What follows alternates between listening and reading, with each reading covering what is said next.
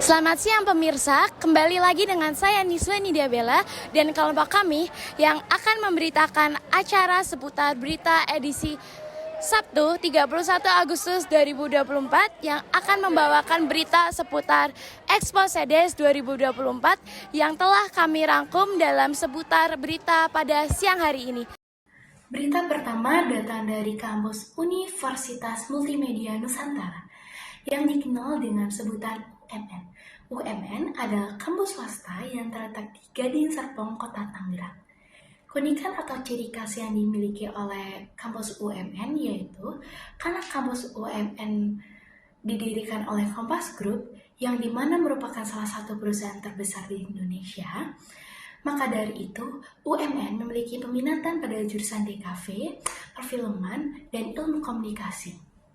Pada tahun 2018, UMN dinobatkan sebagai kampus yang melahirkan banyak konten kreator, artis, ataupun selebgram. Dan itu saja, UMN sendiri mempunyai 13 jurusan dengan 4 fakultas. Jurusan yang paling banyak diminati di UMN yaitu DKV, perfilman, dan ilmu komunikasi.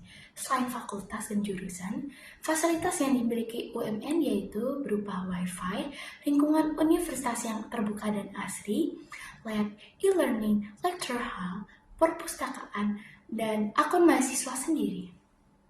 Bagi siswa atau siswi SMA CEDES Sapiensia Semarang, UMN terdapat 2 jalur yang bisa dipakai, yakni jalur tanpa tes atau prestasi dan jalur tes.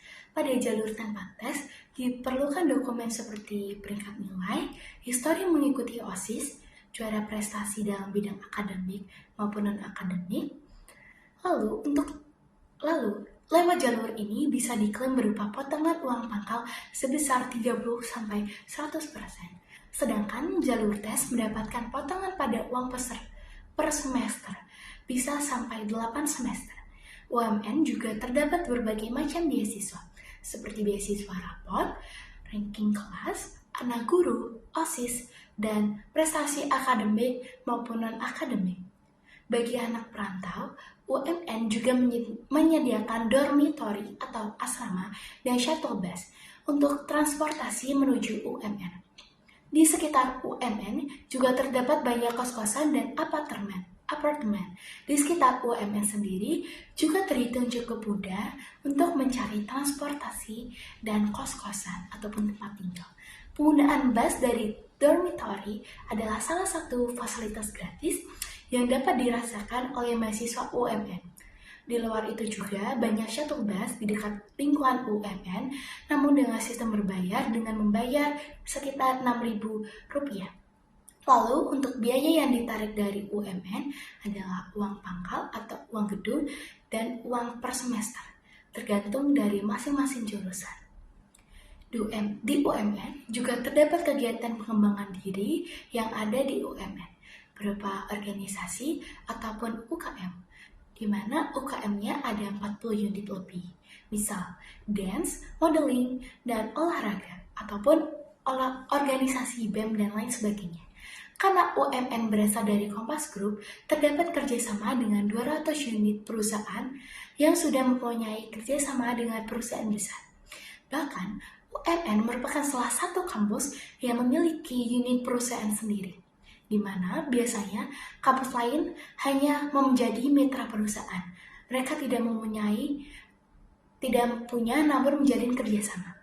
UMN dikenal karena 90% mahasiswa UMN sudah bekerja sebelum lulus. Profil lulusan dari UMN beragam.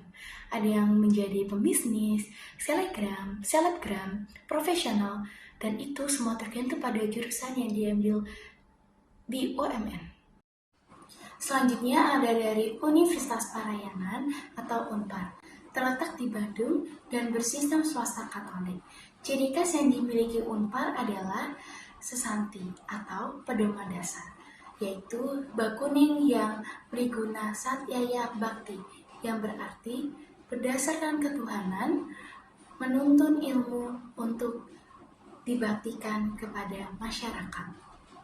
Kedua, menyediakan laboratorium, tapi tidak hanya untuk jurusan sains saja. Lalu ada perpustakaan, gedung olahraga yang berisi panjat tebing, tenis meja, lapangan basket, dan lain sebagainya. Lalu ada communal space, tempat belajar bagi para mahasiswa di Unpar. Pembelajaran di Unpar lebih mementingkan penerapan di masyarakat ketimbang teori. Lalu fakultas yang disediakan ada kedokteran, filsafat, hukum, fisika medis, dan teknologi rekayasa pangan, dan lain sebagainya. Fakultas yang paling diminati adalah hukum. Pada tahun ini ada lebih dari 600 orang yang mendaftar.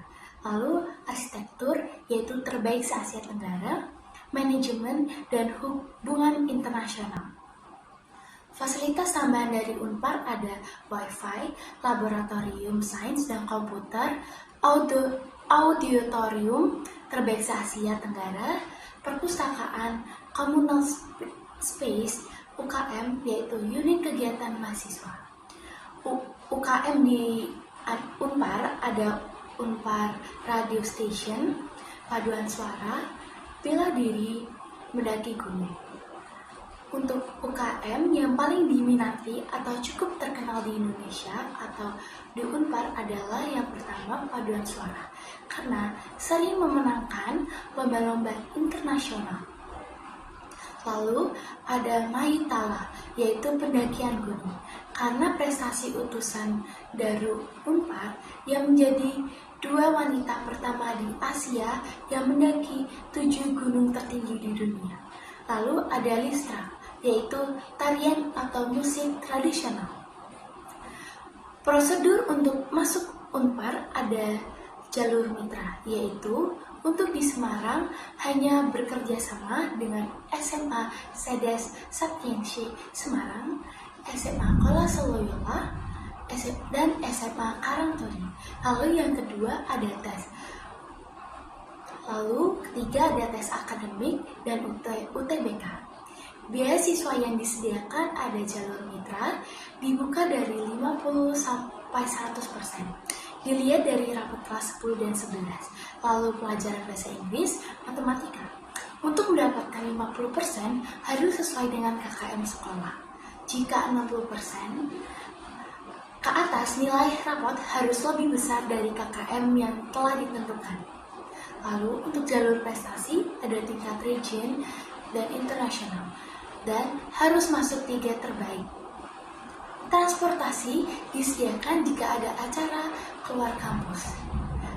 Nah, tinggal memberi pengajuan ke mahasiswaan. Lalu untuk biaya jurusan hukum yaitu normalnya 45 juta, tapi jika ada jalur mitra akan dapat potongan dan bayaran dan dapat dibayar kisaran 8 juta sampai 20 juta. Perusahaan yang bekerja sama dengan Unpar antara lain yaitu Law Firm Hartman Paris, Rumah Sakit Borromeus, Astra, BCA, Bejarum. Untuk profil lulusan Unpar ada Tulus yaitu arsitektur dan penyanyi, Hotman Paris yaitu hukum dan hukum yang bekerja sebagai pengacara, dan Pamungkas sebagai